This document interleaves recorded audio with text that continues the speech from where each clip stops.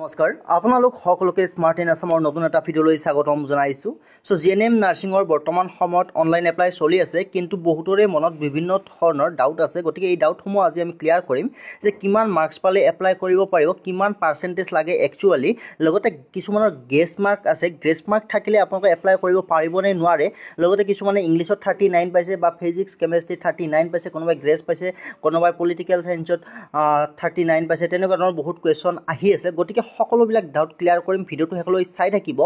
তাৰ আগতে আপোনালোক যিসকলে চেনেলটো ছাবস্ক্ৰাইব কৰি লোৱা নাই ছাবস্ক্ৰাইব কৰি ল'ব। লগতে আপোনালোকে যদি জিএনএম নাৰ্ছিং এণ্ট্ৰেঞ্চ এক্সাম দিম বুলি ভাবিছে, আপোনালোকে এইখন গাইডবুকৰ জৰিয়তে প্ৰিপাৰেশ্যন কৰিব পাৰিব। সম্পূৰ্ণ চিলেবাছ অনুসৰি ইয়াতে আপোনালোকে ইংলিছ, ছায়েন্স, মেথমেটিক্সৰ কুৱেশ্যন এনচাৰ লাভ কৰিব। এইখন গাইডবুকৰ পৰা যোৱা বছৰ 80%তকৈও অধিক কুৱেশ্যন এনচাৰ কমন আহিছে।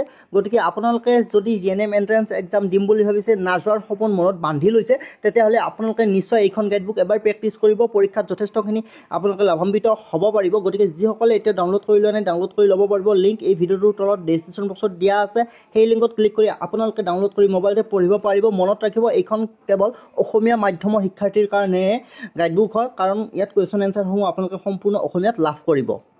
তো চাওক, এতিয়াও আপোনালোকৰ অনলাইন এপ্লাই চলি আছে। 10 জুন পৰ্যন্ত আপোনালোকে অনলাইন এপ্লাই কৰিব পাৰিব আৰু আপোনালোকে জিএনএম নাৰ্ছিং এণ্ট্ৰেঞ্চ এক্সাম দিব পাৰিব। চ' এতিয়া কথা আছিল ইয়াৰ কাৰণে eligibility criteria for admission in to GNM course in the GNM training school under the government of Assam.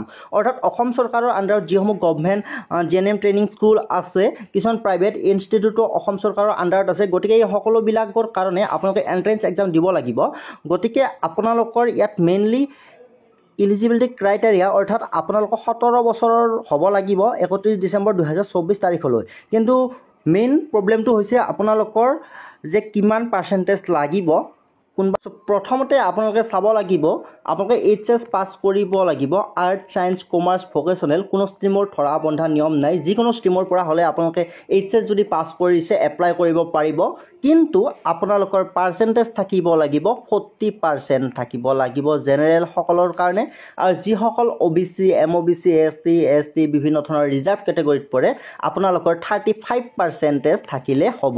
চ' ইয়াত কোনো ধৰণৰ ছাবজেক্ট লৈ দিয়া নাই যে আপোনালোকৰ ফিজিক্স, কেমেষ্ট্ৰি, বায়'লজিত 40% মাৰ্কছ থাকিব লাগিব উইথ ইংলিছ, বা আপোনালোকৰ পলিটিকেল চায়েন্স হওক, ইংলিছ হওক, লজিক, এডুকেশ্যন, এনেধৰণৰ কোনো ধৰণৰ আৰ্টছ হওক, ছায়েন্স হওক, ছাবজেক্ট লৈ আপোনালোকৰ পাৰ্চেণ্টেজটো ইয়াত ধৰা বন্ধা নিয়ম নাই। আপোনালোকে HS পাছ কৰি 40% মাৰ্কছ জেনেৰেল কেটেগৰী হ'ব লাগিব, এপ্লাই কৰিব পাৰিব।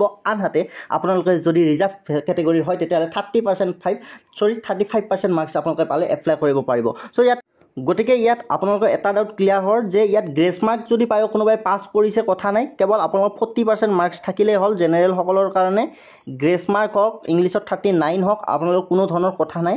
যদি আপোনালোকে টোটেল ৰিজাল্টত পাছ কৰিছে আৰু আপোনালোকৰ যদি 40% মাৰ্কছ আছে জেনেৰেলসকলৰ আৰু ৰিজাৰ্ভ কেটেগৰীত যদি 35% মাৰ্কছ আছে, আপোনালোকে এপ্লাই কৰিব পাৰিব।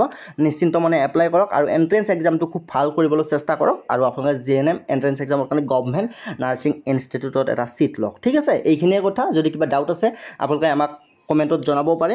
আৰু যিসকলে গাইডবুকখন ডাউনলোড কৰি লোৱা নাই ডাউনলোড কৰি ল'ব পাৰিব। আনহাতে আমাৰ অনলাইন কোচিঙো চলি আছে, খুব ভালদৰে আমি প্ৰিপাৰেশ্যন কৰি আছোঁ সম্পূৰ্ণ চিলেবাছ অনুসৰি। আপোনালোকে যদি অনলাইন কোচিঙতো আমাৰ জইন হ'ব বিচাৰে, জইন হ'ব পাৰিব। ৰেকৰ্ডেড ক্লাছ, PDF নোটছ আপোনালোকে লাভ কৰিব। ডেইলি বেচিছত আপোনালোকে মক টেষ্ট দিব পাৰিব, উইকলি আপোনালোকে 2-3খন, লগতে মডেল কুৱেশ্যন বুকলেটো আপোনালোকে লাভ কৰিব। গতিকে যিসকলে ইচ্ছা কৰে জইন হ'ব পাৰিব। ভিডিঅ'টো এইখিনিয়ে কৰিছোঁ, ধন্যবাদ।